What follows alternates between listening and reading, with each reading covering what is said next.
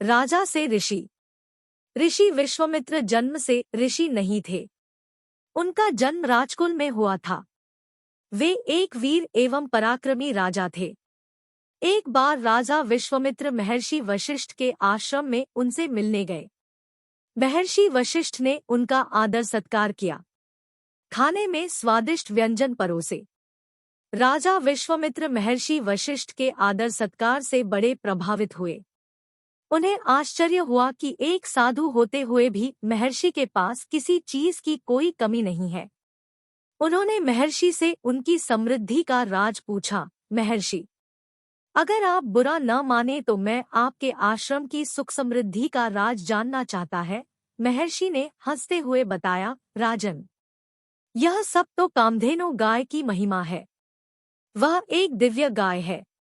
उसी के प्रताप से हमें किसी चीज की कमी नहीं होती। विश्वामित्र ने सोचा कि ऐसी करामाती गाय इस साधु के पास नहीं, मेरे पास होनी चाहिए। विश्वामित्र ने महर्षि से कहा, महर्षि, ऐसी गाय तो मेरे जैसे प्रतापी राजा के पास होनी चाहिए। आप कामधेनु को मुझे बेच दीजिए। महर्षि ने कामधेनु राजा को देने से साफ मना कर दिया।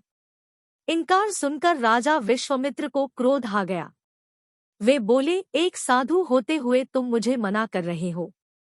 तुम अभी मेरी शक्ति से परिचित नहीं हो। मैं इस गाय को प्राप्त करके रहूंगा। यह कहकर उन्होंने महर्षि पर अपने अस्त्र शस्त्रों से प्रहार करना शुरू कर दिया। महर्षि ने अपनी दिव्य शक्तियों द्वारा विश्वामित्र के सभी वार असफल कर दिए।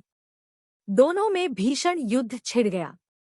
अंततः महर्षि ने विश्वामित्र को परास्त कर दिया। इस पराजय ने राजा विश्वामित्र का जीवन ही बदल दिया।